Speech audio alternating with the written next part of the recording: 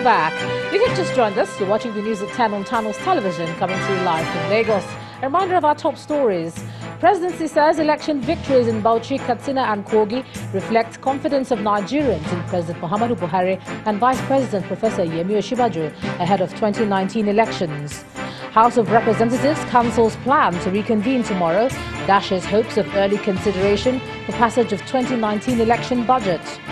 Convener of Red Card Movement, Obi Ezekwesili, condemns vote buying, threatens to mobilize Nigerians against culpable politicians. And Turkey's row with the United States deepens as President Erdogan alleges US is seeking to stab it in the back.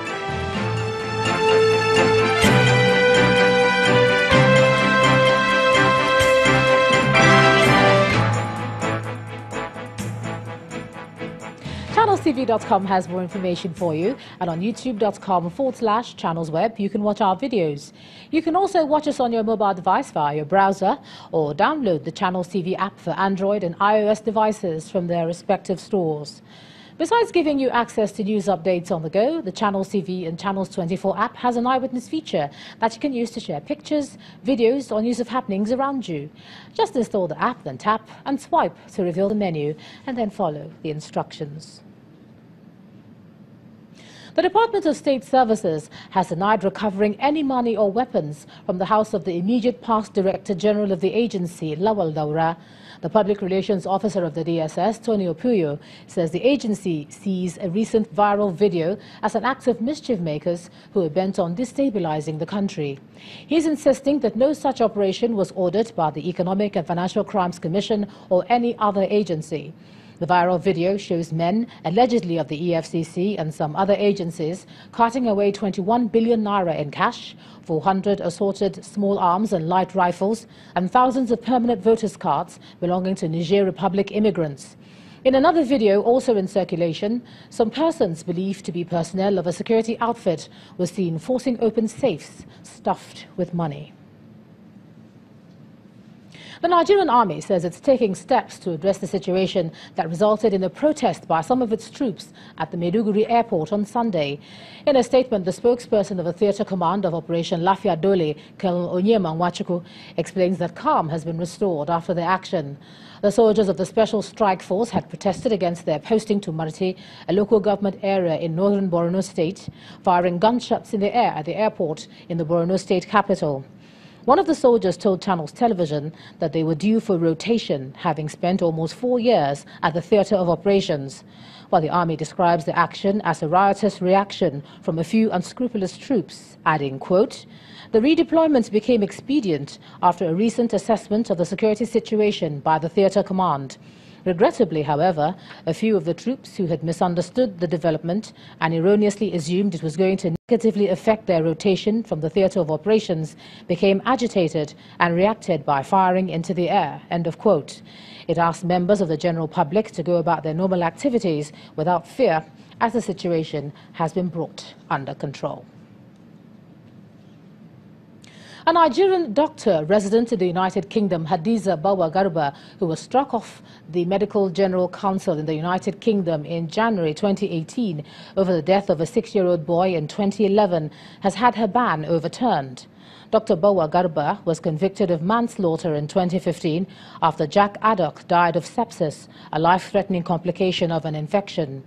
Speaking after the appeal, the doctor said she was pleased with the outcome, but paid tribute to Jack Addock, whom she described as a wonderful little boy. The doctor's appeal was funded by medics because they said the ruling would discourage practitioners from being open when reviewing mistakes.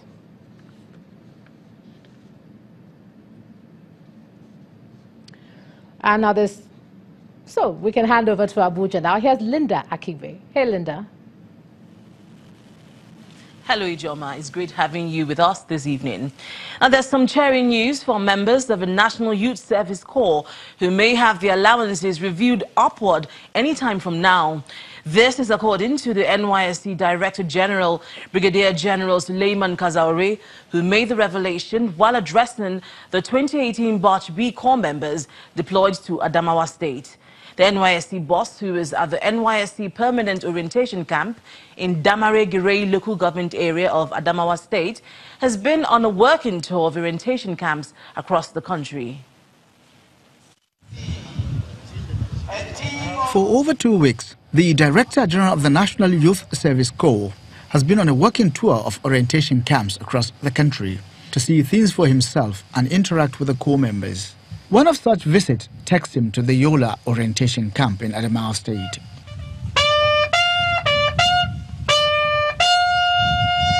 He is received by the Adamawa State Coordinator and other NYSC camp officials and inspects a guard of honor mounted by the NYSC members. Brigadier Kazaure used the occasion to announce plans to review the allowances of Corps members and also encourages the Corps members to take advantage of its skill acquisition. And live a decent life while it was. So that at least afterwards you can come back and meet your friends. Our future leaders, our future hope, gentlemen. And also let me use this opportunity. I'm sure you must have seen the paper. The federal government is planning to increase your monthly account.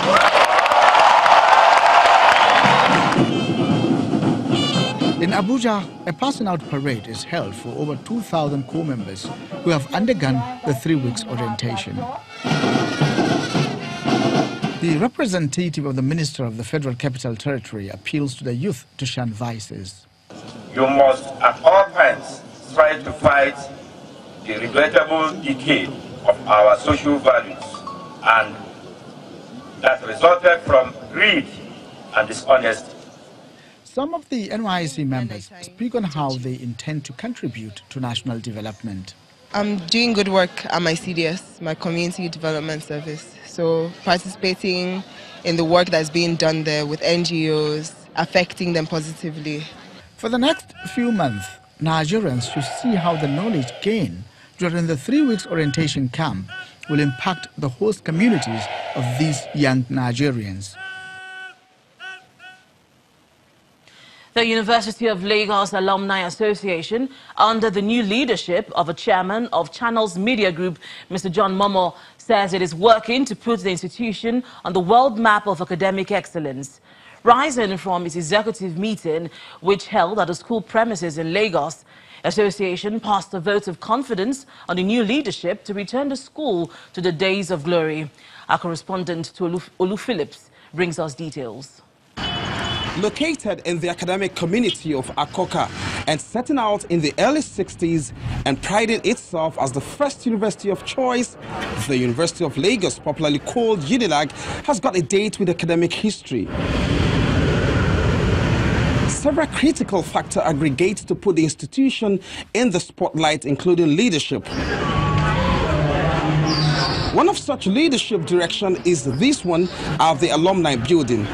It's a brainstorming session of the UNILAG Alumni Association under the new leadership of Mr. John Momo. The roll call is a robust one, as it has the presence of several past presidents, executive members, state chapter chairmen, all in one room, pushing the envelopes on how to advance the fortunes and status of the school. We intend to make the University of Lagos one of the best in the world. Now, talking about not only the association, we give it the prestige that it already has. Just to build up, the Harvards of the world are not better than University of Lagos. It's just a question of giving the right publicity, giving it the right platforms that the world itself would know. So much it does appear has been put on the shoulders of the new president, whose pedigree and exposure they intend will galvanize the school to the next level. The choice of John Momo, who was my professional colleague, was a strategic one, and everybody applauded that decision. And we are sure that with his leadership, we can get to the Dorado. We search for him.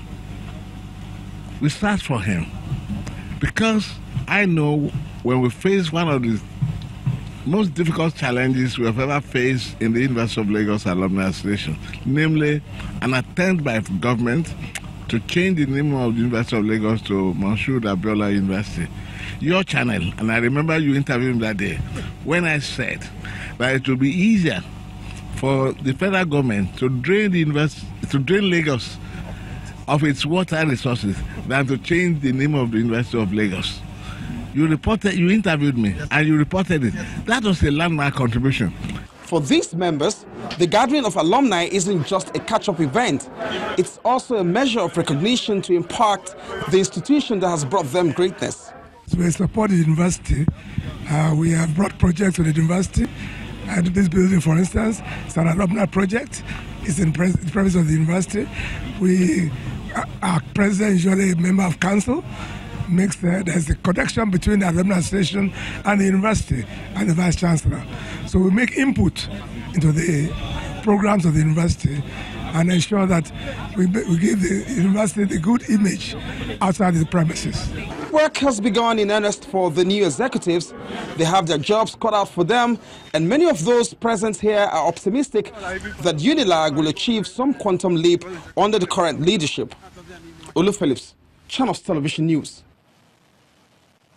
The House of Representatives Committee on Ports, Harbours and Waterways is accusing the National Inland Waterways Authority, NIWA, of mismanaging and abandoning the Onitsha River Port. The chairman of the committee, Pt.2, made the accusation at a public hearing investigating the improprieties, infractions and other unwholesome practices at the Nigerian Ports Authority, NPA, NIWA, Nigeria Shippers Council and other maritime regulators and operators which are affecting port development. The committee also frowned at the plan by the agency to concession the port, saying the funds used to dredge the lower Niger River have gone down the drain since government has not benefited from it. The man said this project has been abandoned. The man is from there, he's a member from there. Came to the house and said, this project has been abandoned in my place. The MD said there is nothing like that. You wrote it here that there is no, you do not have that. We're not saying whether you have completed or incomplete. You said there was none. But you now said you have 58% and you want to do variation. And then you say you also went further to lie that you attached documents which you didn't attach. And you're not telling us after swearing on oath, there is an oversight. That the document is in Lokoja. NIWA built a port that he had no intention of managing for 1 day. And for 5 years, that port earned Nigeria nothing. This is one way of not how to run an enterprise. But we need to know what was behind, what was your mind when you were building on the river port, which for 5 years you never ran. Then you want to concession it.